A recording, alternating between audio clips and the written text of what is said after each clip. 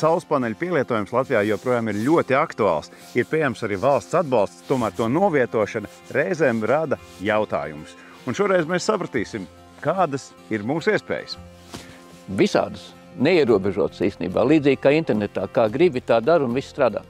Jo parasti ir pieņemts, ka jāliek uz jumta, vai nu arī tad leņķī jāveido tādas tā kā savērstas sētas. Ir arī citi risinājumi.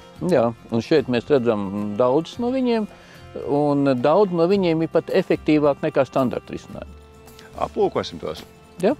Cik sen jūsu uzņēmums jau nodarbojās ar paneļiem? Nu, vispār mūsu uzņēmumam pat nosvinējam 20 gadus. Tad apsveic jau. Jā, tā kā es domāju, ka mēs esam vecākais Latvijā saules, tā teikt, paneļu risinājumu uzņēmums. Bet es ne jau tikai saules, arī akumulātori, viss, kas tur nāk klāt. Jā. Vai šie 20 gadi ir ļāvuši jums atrast šos inovatīvos risinājumus, ja tie rodās tikai tagad? Nu, atbilstoši tehnoloģijām, atbilstoši paneļu maiņai, arī mainās risinājumi. Jā, teiksim, šeit mēs redzam vienu no pirmajiem, kas ir arī, tā teikt, visvienkāršākie paneļi un vissenākie, bet viņi arī lieliski strādā kā sētas materiāls. Kādi ir tie galvenie ieguvumi, ja mēs neliekam paneļus uz jumta, bet liekam kā sētu? Nu, pirmkārt, sēta visiem cilvēkiem ir vajadzīga, tātad, un viņas izmērs var būt lielāks nekā jumta platība. Jā. Līdz ar to tātad var uzlikt vairāk paneļus, un plus vēl, teiksim, šie ir lietotie paneļi, ko mēs pirkām no Vācijas, kur viņi bija savā parkā tā kā tika modernizēti uz citiem, uz jaunākiem. Un šos mēs dabūjam tik lēti, ka viņi ir lētāk nekā sētas materiāls. Principā, veidojot sētu no paneļiem, iznāk pat ekonomija. Plus vēl viņi ražo elektrību. Vienkārši fantastiski. Un šeit jau izskatās, ka jaunākas paudzes paneļi. Jā, šie ir pēdējās paudzes paneļi, kur gaisma pārvēršās elektrībā no abām pusēm paneliem. Viņi ir saucamie divpusējie vai appusējie. Angliski bifacial. Noliek taisni un miers. Un viss krīt lejā no sētas. Uz šitie. Viņi labāk ražo nekā uz dienvidiem noliktie. Vairāk saražo, jo viņš ņem no rīta un vakarā. Nu, kad cilvēks vāra rīta kafiju un vakar kafiju, tad ar visvairāk vajag. Jā. Mums ir pievienojies arī saimnieks. Arnold, vai esi apmierināts ar šīm visām lietām un kas vispār tev iedvesmoja šo visu uzsākt un darīt? Nu, primārais tā ir ekoloģija. Tomēr mums ir elektromobīļi arī ģimenē. Un nākamais ir neatkarība.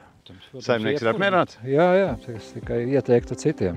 Nu, ar jaunās paudzes paneļi jau arī ir pavisam cita ekonomiskā. Kādi būs nākamie risinājumi? Ir jau padomā kaut kas vēl, kaut kas smalks? Jo atslēgties no sadals tīkla. Pavisam? Jā.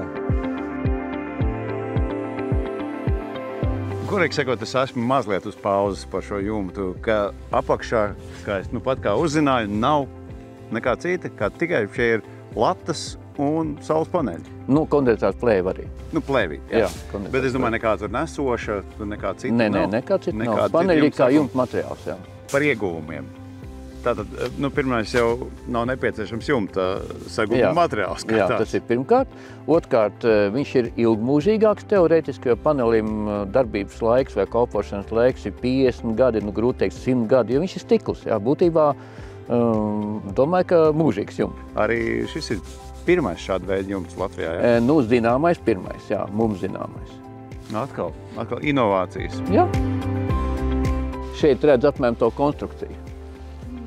Tā viņi pabāst viens zem otra, tādā veidā apmēram. Jā. Bet, starp citu, ļoti interesants skats ir tieši no iekšpuses no bēniņa.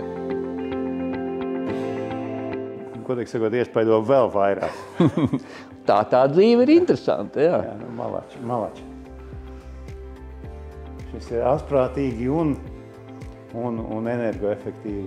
Patiešām bez nekā. Un būtībā arī savā ziņā mūžīgi, jo viņš nerūsē.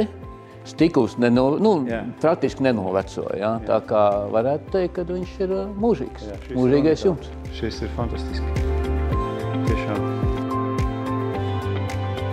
Šis šķūnis bija tā kā pilotu projekts tam jumtam. Pat viņš faktiski bija, tā teikt, ja reiz paneļi ir visur un daudz, tad kāpēc ne šeit, jā.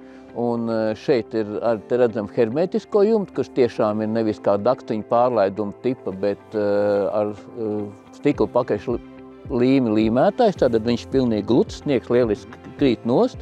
Un arī pie reizes tā gadījumā arī uz sienas, vienkārši kā nosedzošais. Un vēl kas interesants, panelis reizē ir siltuma ekrāns. Ja tu uzliec paneli uz jumta uz sienas, tas saules enerģija paliek tur un aiz tā ir vēsāk.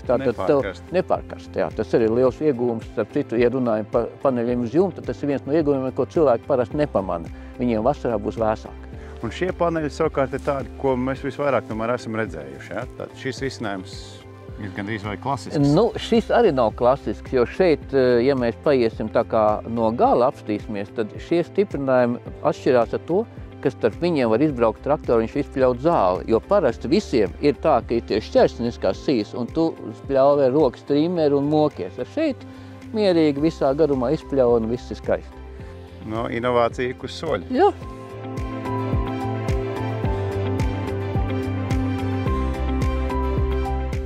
Daudz dažādu tagad paneļu iespēju, vienpusēja, divpusēja, jumts, sēta. Un vispārējais, kā neapjukt cilvēkam, kā saprast, ko izvēlēties īsti? Vajag konsultācijas. Un īstenībā tas ir tas, ko mēs pašlaik nodarbojamies, jo izvēlēties starp 10 piedāvājumiem nav vienkārši, bet mēs to zinām, un, protams.